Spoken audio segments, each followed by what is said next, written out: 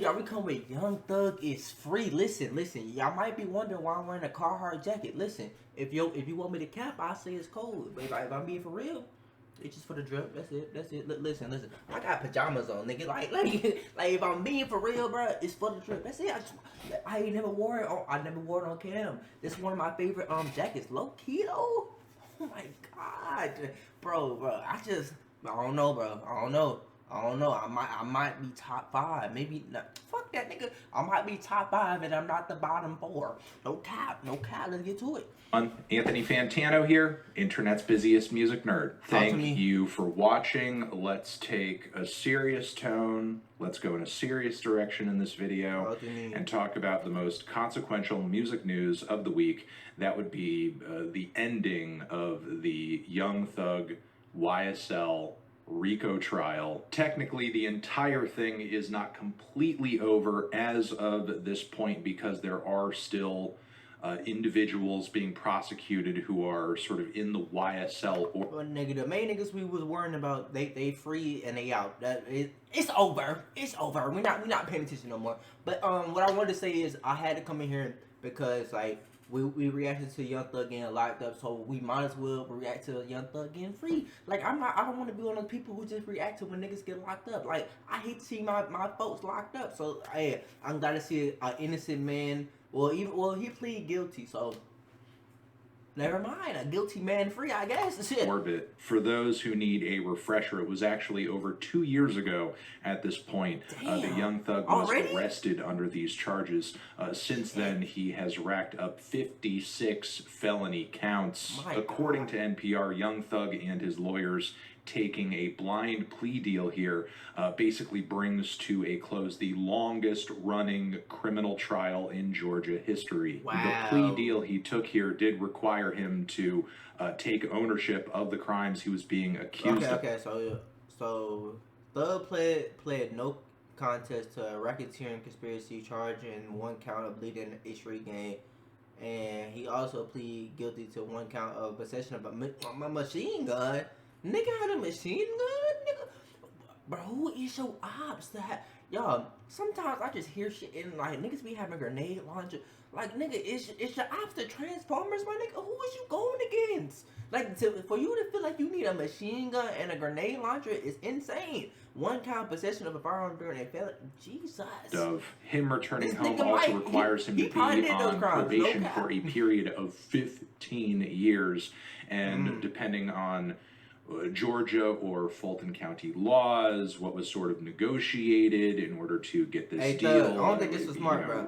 Those probation rules that Thugger is being subjected to could be a lot of different things. They could be super restrictive. I mean, I know according to NPR, one detail of Thugger's probation is that he's not allowed, apparently, to be in the metro Atlanta area for a period of a decade. Then later down the road, he could or could not end up being in the state's custody for a period of 20 years or so, depending on how his probation period goes. So again, Young Thug is not being ruled as innocent here. He is not being totally let off the hook. Essentially what he's being handed. I think 15 years of probation is literally insane, bro.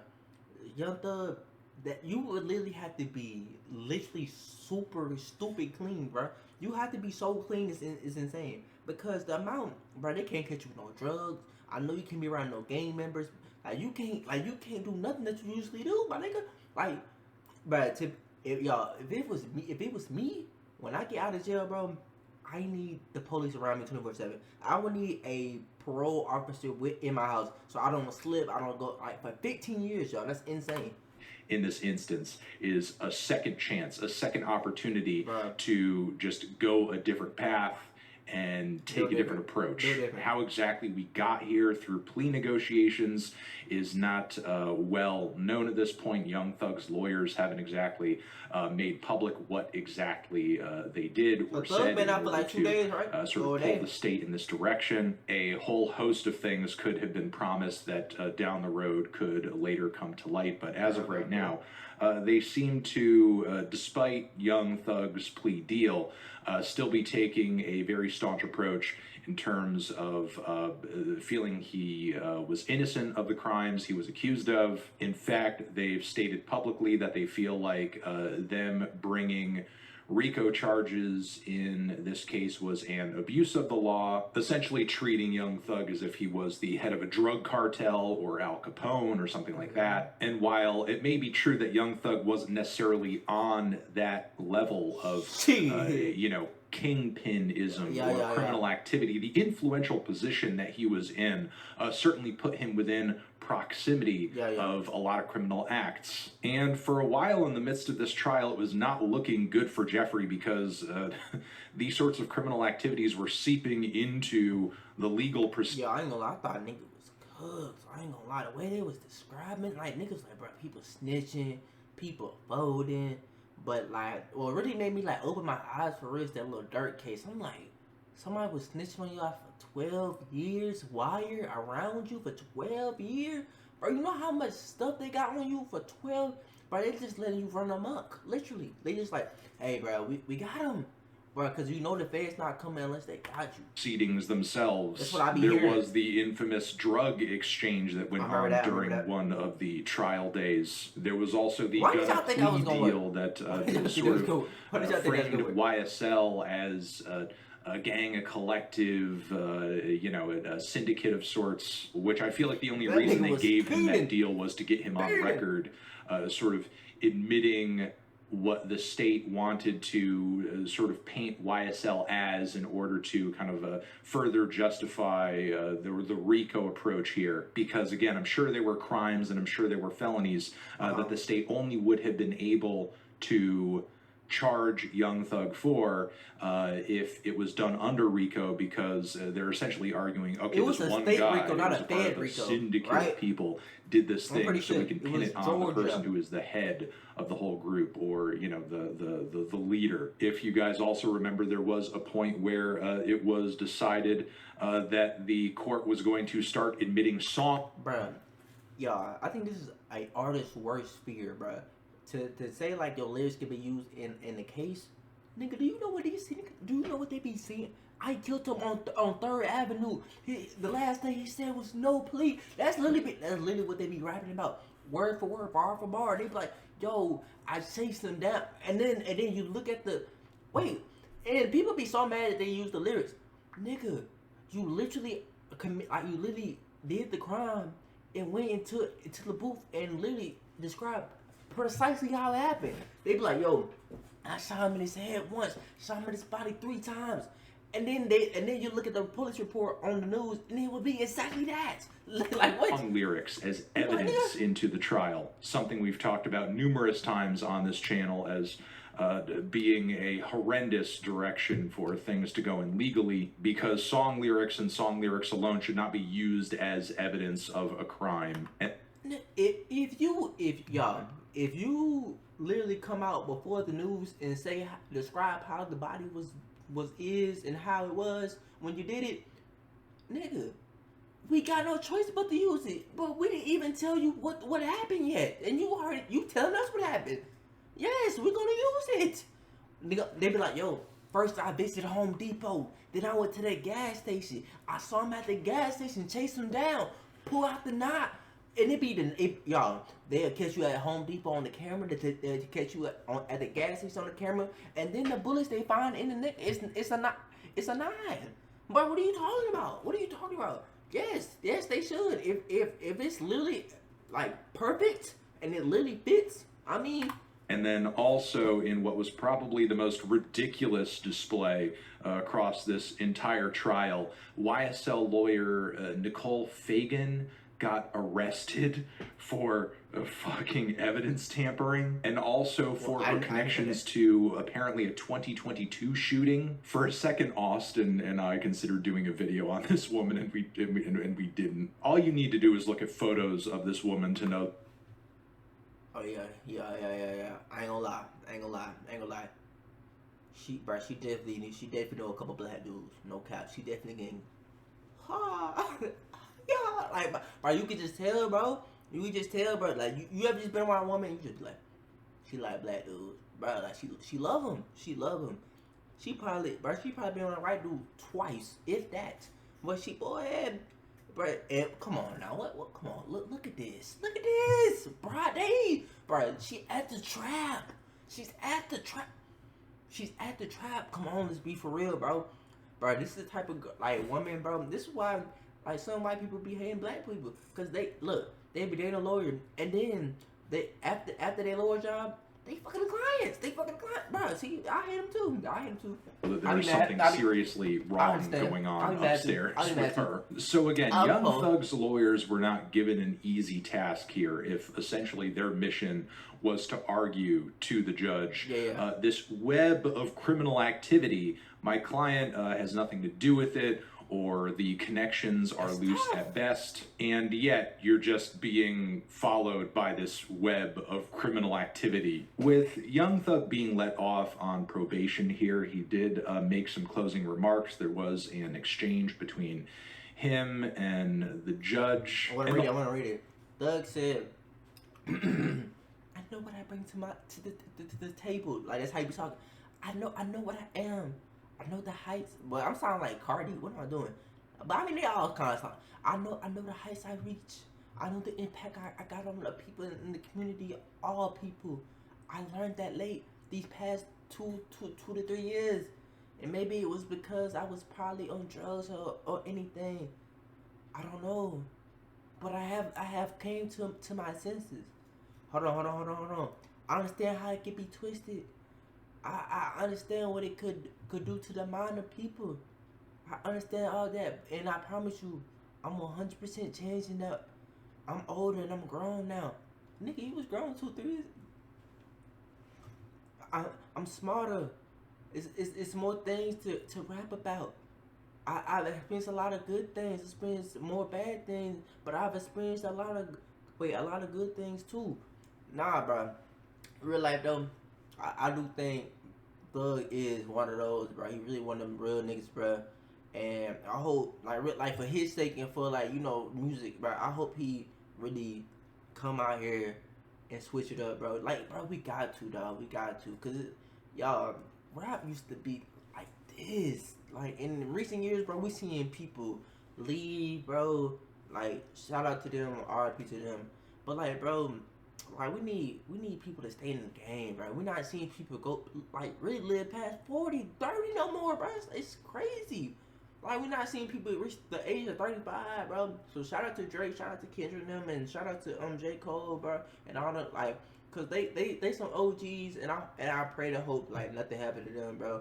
Like, love it or hate them, like, bro, they have changed the rap game in so many ways, and I love each one of them, bro. No cap. Whole thing just read as like an indictment of rap culture. It seemed like that was more the focus than how grave this single man's crimes were or could have possibly been. Yeah. Which, honestly, if that is truly the concern, that is not something for the courts to fix or to deal with. Yeah. That is always going to be the slowest and worst and most ineffective way of nipping that sort of thing in the bud. Not only because, one, at this point, I don't think Young Thug has the command over the most youngest and most impressionable listeners within the music world, within the hip-hop world at this point. Like, he's been around for well over a decade now. He's kind of a veteran of the game at the moment, at least in terms of, like, rappers who broke in the 2010s. And in the wake of this trial, you've had, like,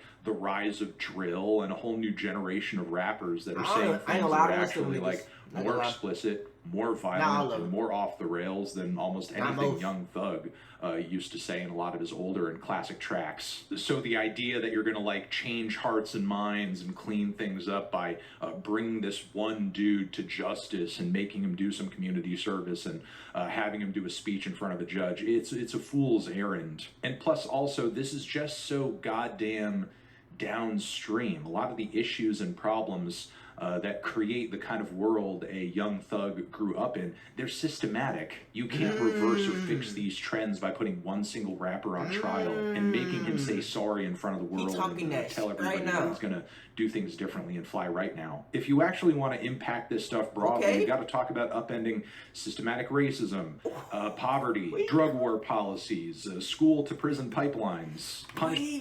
Y'all, I didn't think when I clicked, like, y'all, see, last time I had this conversation, YouTube took it down, bro. They said I was hate speeching. Bro, listen, I can't go too deep on it because, like, I might get hate speech again, but listen, what he said times 10, bro. Like, bro, like, I'm trying to figure out how to really maneuver around this, like, because last time y'all, I swear to God, I didn't even say nothing crazy.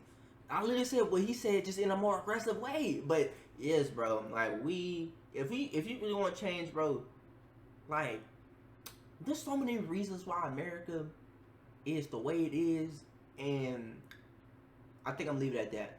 Just do your research. Do your research, and you come back to me or come back to this video and you let me know what you found out, bro. Y'all, I'm gonna leave this to you. I'm gonna leave this to. Did y'all know college used to be free? And do you know why we don't have free healthcare? Leave it there. Punishing people and punishing the world into good behavior has been proven time and time again statistically to just not be that effective. I mean, look, at the end of the day, Young Thug really kind of got out of this whole thing by the skin of his teeth. It was not looking pretty for a minute there, and hopefully he can get through this probation period without any hitches or anything going on, because truth be told, between his music career, between his family, between his kids, he does certainly have a lot to live for. He does certainly have a lot to maintain his freedom for. Even if his career at this point is not the hot commodity that it was about 6 years ago, he still has a lot of gas left in the tank. He still has a lot of influence in his return to music officially, making some new stuff, touring. All that is going to be grand. I want to see what's going to happen with Gunna, publicized. I'm going to leave it there. I'm going to leave it at that. Thank you very much for watching. What do you guys think of any of that? I want to say shout out to you, bro. You really went for it. You hit the nail on the head, bro. And bro, if we really want to see change, bro, it's not going to start with rappers and them like not talking. I mean, it would probably help, but it's not gonna like them talking about drugs and all that, bro. They are a victim of their environment, bro. And bro, we gotta really hit the environment. We gotta change what people are seeing on a daily basis. We gotta change how people live on a daily basis, and where that starts, bro. Like y'all, this is a thing called living across the tracks, y'all, and y'all, most of my life I have lived across the tracks. Literally. Like, I have been to the nicest neighborhood, and literally I used to live across the tracks. Like, where you go past, like, once you get across the tracks, bro, literally it gets, like, not wicked, but it's just like, you can tell, like, a decline, bro. And coming from that and seeing that, and hearing comments, bro, like, it's crazy. Like, it's really, like, real life. Like, it's insane. Like, I'm sitting here thinking about this now. I'm like, and I don't think I realized how much that, like, really affected me until, like, I'm having this conversation out loud. Dang, I'm at the journal. Like, but it's real life, though. Like, usually I come here, like, you know, I'm playful. I laugh, we talk. But, like, real life, y'all, like, even if you could probably relate to this, even if you're not like black, bro. Like if you have been on the bus and like you dropping off black people off, or just like when you going across the tracks, you can easily tell a decline, bro. You can easily tell like, bruh, oh my god, I'm getting this one thought, bro. When I think when I first got to high school, like middle school, when I first got to over here, bro, like. I remember getting on the bus, and I remember just these kids first time ever being to my neighborhood or whatever, and they was like, oh, of course you live here, and like I laughed it off, but I'm like now I'm like, the hell you mean? Like, bruh, I don't know, bro. I'm gonna leave it at that though. I hope y'all got somebody's conversation, and I hope if anybody did suffer, like I'm not gonna say suffer, if anybody did go through that experience or anything kind of like that, man, I want you to know that you're loved, bro, and what you come from technically doesn't define you, bro. Like unless you let it or you rise above it and you like, yo, I came from this, but I outgrew it. So I love y'all. Stay safe. I see y'all next video. We out.